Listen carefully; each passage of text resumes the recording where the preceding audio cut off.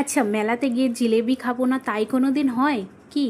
Hello everyone, সবাই কেমন আছো? আশা করি খুব ভালো আছে। এখন হয়ে গেছে রেডি, ঘর দিয়ে বেরিয়ে পড়লাম। ঘরে বসে ভালো লাগছিল না, তাই ভাবলাম একটু কোথাও দিয়ে ঘুরে আসি। আর এই জায়গাটা খুব সুন্দর লাগছে, তাই না? জায়গাটার নাম বলে দিই, হচ্ছে পশ্চিম চৌবাগা। অনেকেই চিনবে, অনেকেই চিনবে না। তো মেলাতে এসে আমার ছেলে এত খুশি, বলার কথা না। তার কারণ ওর ফেভারিট জিনিস দেখতে পাচ্ছ, ও এনজয় করছে। আর এই মেলাটা বসেছে আমরা জানি না, আমরা হঠাৎ ঘুরতে ঘুরতে চলে আসলাম যে মেলা বসেছে, তাহলে ভেতরে একটু যাই।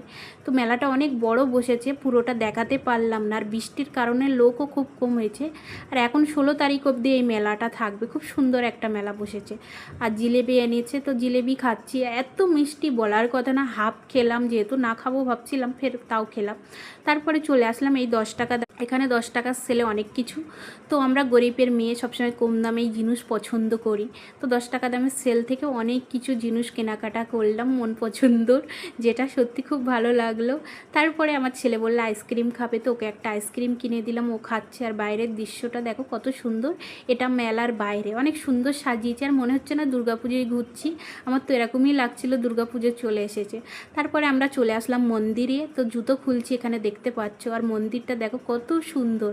তো ভেতরে গিয়ে দেখাবো কার মূর্তি আছে। তো এখানে দেখো জয় জগন্নাথ, সবাই দর্শন করে নাও জগন্নাথের। মন্দিরটা খুব সুন্দর বানিয়েছে, আর মূর্তিটা দেখতেই পাচ্ছ। আর জায়গাটাও খুব সুন্দর, আগে জানতাম না, আমি প্রথমবার আসলাম এখানে। তো তারপরে খালি পায়ে একটু সন্ধ্যের টাইমে হাঁটছি, খুব ভালো লাগছে। তার সাথে আমার ছেলেও, দেখতেই পাচ্ছ কত এনজয় করছে। আর এটা হচ্ছে আরবান টাওয়ার, তার সামনেই ঠিক এই মন্দিরটা আছে।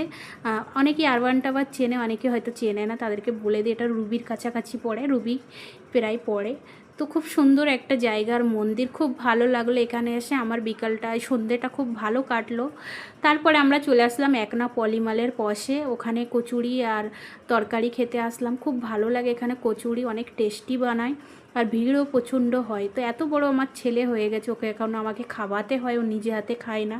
আর এত টেস্টি বানায় কি বলবো। কারা কারা খেয়েছো জানাবে। এটা হচ্ছে একনা পলিমালের একটু পাশেই পড়ে দোকানটা।